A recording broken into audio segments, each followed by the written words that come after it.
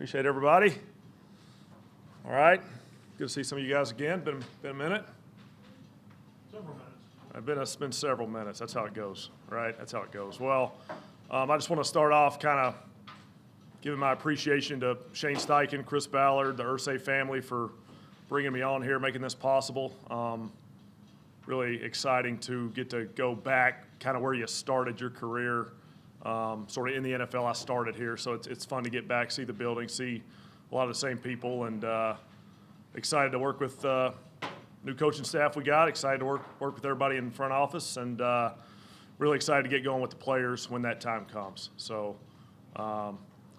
that's all I got to start out with. Y'all hit me with whatever you got. What do you got? From everything Shane has said, it sounds like the offense is pretty dependent on whoever is going to be the quarterback. Is it hard for you at this time of the year, working on developing the offense and everything without having that piece?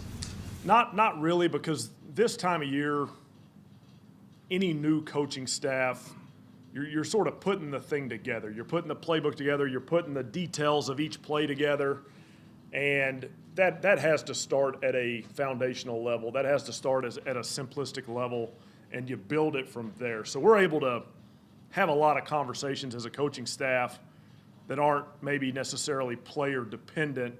And then as we get our team, our offense sort of finalized, locked in, at every position, that's when you're able to sort of lock in on, this guy's strengths, that guy's weaknesses, what we want to do to emphasize such and such a player or build around a quarterback.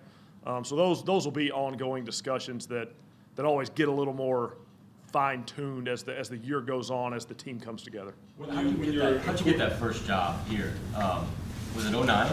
2009, yep, 2009. Previously I was at University of Tennessee, played ball at University of Tennessee, was a graduate assistant there.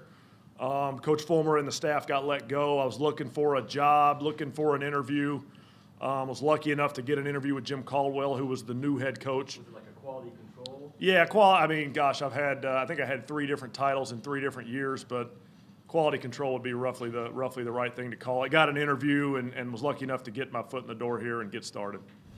When you're an offense coordinator, who's working for a head coach who kind of has a scheme that he's bringing with him, or at least one in mind, how does your role kind of take shape, and how much of your concepts and ideas and so forth do you bring with you and try to implement as well? Yeah, I think every situation's different, right? And I think every coaching staff kind of has to find that balance, find how they work together. So obviously with all the success Shane's had, all the success those guys had in Philly, especially the last couple of years, but even before that with the Chargers, I'm excited to sit down and really lock in on a lot of the schematic stuff that Coach Steichen likes to do.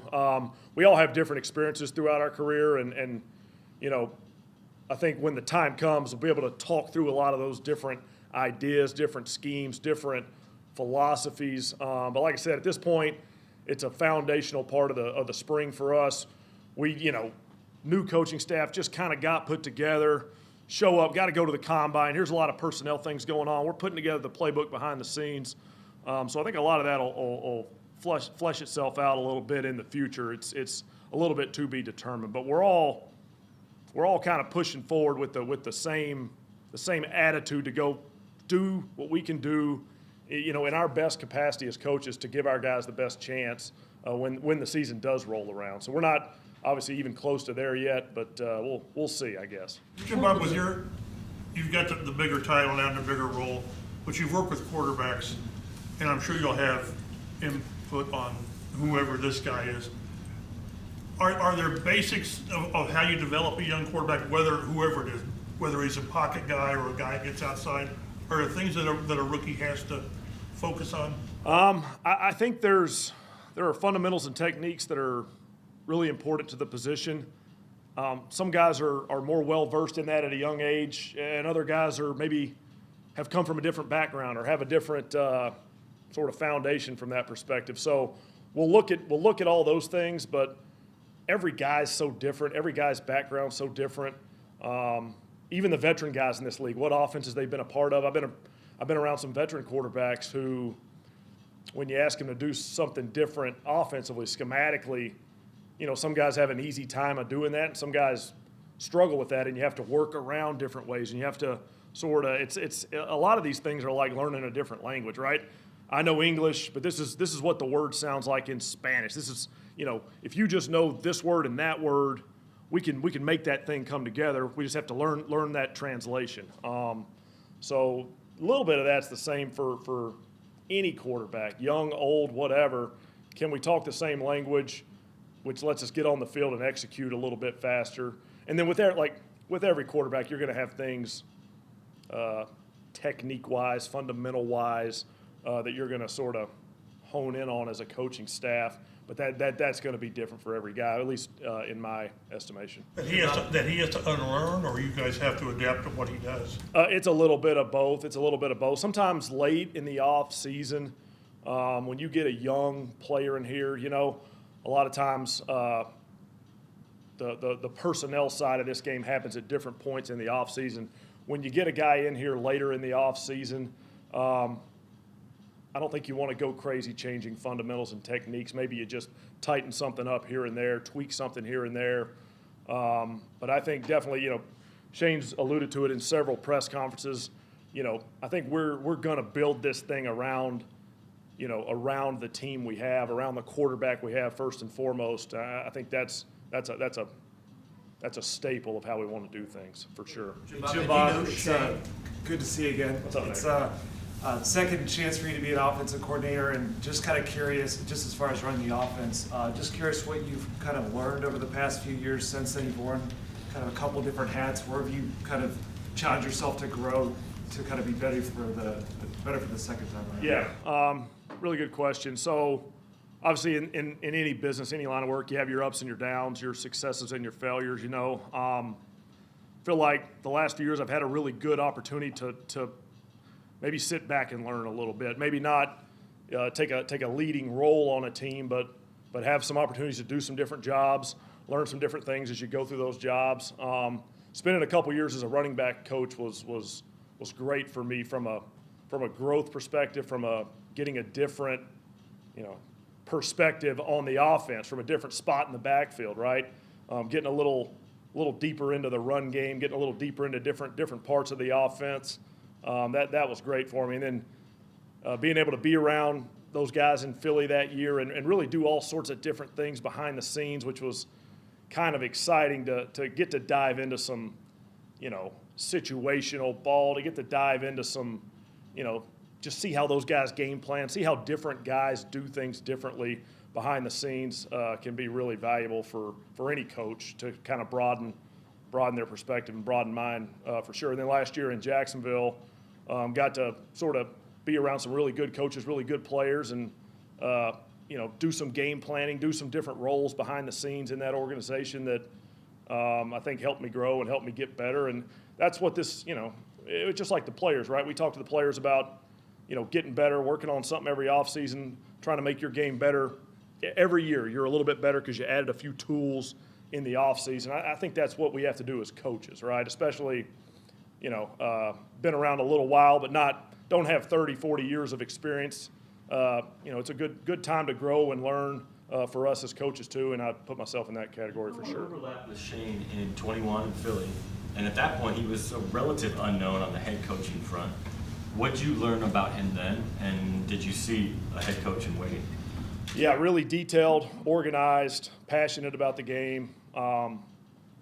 Really good teacher, like extremely good teacher, taught the game well. Like I said, I was able to kind of sit in the back of meetings, right? I wasn't doing anything out front. I wasn't leading anybody or teaching anybody. I was able to sort of sit back and observe and watch him work with Nick Sirianni, work with Kevin Petullo, work with Brian Johnson, work with Stout on putting together game plans, on teaching players, installing plays, how they're going to call the game on Sunday. Just a lot of opportunities to be a fly on the wall and watch him operate. And like I said, just detailed, passionate, loves the game, loves the guys, loves the players.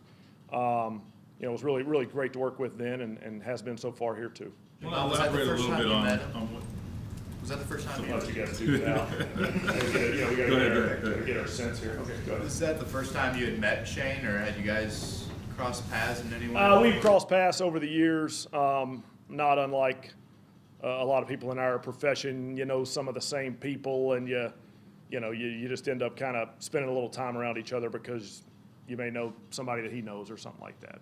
Do you think this would be a possibility at some point, like, maybe I could be paired up on his staff? God, I'll tell you what, the one thing I've learned in this business is that predicting things like that is just impossible. Like every time as an NFL coach, you think such and such a job, that's the one for you, or I'm definitely gonna, end up working with that guy again. Yeah, I've ended up wrong a whole lot, So I knew I really enjoyed working with Shane and was excited when the phone call came to come get the opportunity to interview here. So, But to elaborate, you were talking earlier about dealing with young quarterbacks, and I'm wondering, this kind of produces interesting answers when you're dealing with the young quarterback. I mean, is developing that position, or how unique, I guess, is developing that position, that player, than any other position, right? I mean, just because the demands of the job is different, is the job of coaching them different too?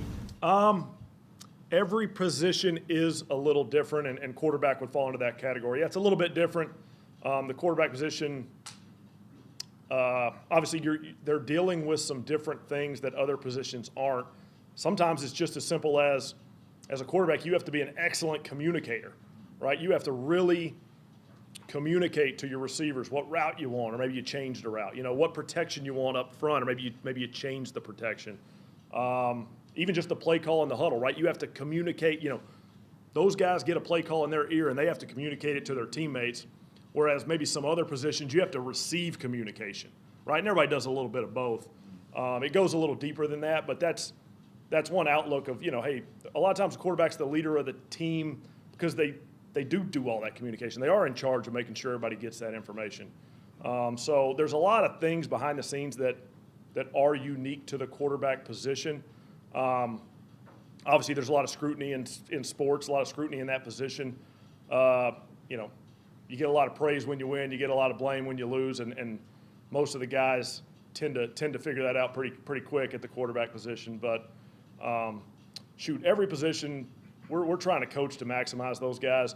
But I think you deal with different people differently in this world, in this business. And I think that goes positionally a little bit too. Yeah. How have you seen the position evolve since you first started? I mean, you started with Peyton Manning, you had Jalen Hurts a couple years ago, Trevor Lawrence. I think it's evolving in that guys are building a little more tools into their game, or guys maybe have a few more things to work with. You see guys maybe move around a little bit more than they used to, and that's not entirely true because there were always guys moving around. There were always guys making plays with their feet, but I feel like maybe it's a higher percentage of starting NFL quarterbacks that do extend plays with their feet, that do maybe run the ball on some of the run game type stuff. To me, that's a tool, right? That's a tool that's valuable for an offense. If we can make a few more yards because our quarterback can move a little bit, well, great, and I think there's more guys that are doing that. But outside of that, I mean, the game sort of always changes every 2, 3, 4 years schematically. Some offense was hot, and then everybody does it and copies it, and now there's 15 teams running that offense and kind of gets watered down, and now there's something new that's hot, and same thing on defense. So schematically, I kind of think that goes up and down over the years. But the quarterback position, they're going to keep being new tools that get added to the position, new things guys are figuring out. But ultimately, you have to drop back, you have to throw the ball accurately, probably to the right guy, right? Make a good decision. If you can extend plays, when we draw up a play that doesn't necessarily work, maybe we don't have a receiver open on a play, that guy that can extend the play and make that play that maybe wasn't drawn on the board, that does have some value, and you're seeing a little bit more of that. But I don't think it's a hard and fast absolute. I just think it brings a little value to the position. You're obviously going to build the offense around the talents you have. And I think Shane said, throw to score, run to win. Your impressions from watching video, but you've seen him on the sidelines, with Jonathan Taylor, is that the kind of guy you can maximize? Yeah.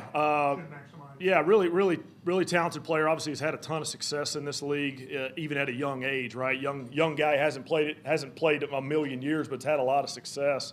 He's a guy I'm really excited to be around, to work with, to sort of really dig in and go through a bunch of practices with him. And, you can see it on tape, but to really as coaches, we say kind of get our hands on him, but it's to really kind of get around guys like that in practice and really get a sense of what he loves to do, what he does best, and really emphasize those things. That's a really exciting reason for me to be here, just to be around players like him and sort of help them grow, help them get the most out of each other and get the most out of themselves, and sort of put together a winning offense around guys like that. For Have you sure. been at your core a backs by committee guy or a feature guy? I mean, it seems like backs by committee is the way to go now, but that's not been him. Yeah, I do. I think it's different for each group. I think it's different for each grouping and sort of. I don't think there's an absolute wrong and right way to use your running back position. I think it has to do with who's in the room and how you want to use them within their offense. So I think both paths are viable as a general sort of statement, as a general sort of NFL coaching statement. But when you have somebody like Jonathan Taylor, you probably ought to play him a little bit more, right? Probably ought to play him a little bit more. So what that number ends up being, who knows? But he's a good player. We like to put good players on the field. We'll probably try to do that. Last question, Nate. You spent most of your career working with veteran quarterbacks. You talked about rewiring some things with them. Do you get excited just the idea of a blank slate with a rookie and seeing it just from day one and seeing exactly where it can go? Yeah, I think new experiences are always exciting, right? I haven't, and not, who knows what direction this offseason takes, but to be in a new place here with probably a new quarterback that I haven't spent time with, worked with, developed at all, young or old, whatever that situation is, I am excited. Always excited to kind of get to know new players, get to know their strengths, their weaknesses. No matter how much I always think I know about somebody, watching tape of them or maybe listening to press conferences, to be in the meeting room, to be on the practice field, to really get around those guys a ton,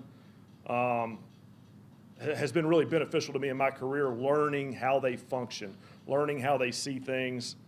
And I think once you get into that situation, once you grow that type of relationship and really sort of begin to hear how a guy likes to do things or why he sees something a certain way, that's when you're able to maximize and really get the most out of a guy. And like I said earlier, is quarterback a little bit different than other positions? Sure, but we're doing that with everybody, right? We're doing that with every member of our offense.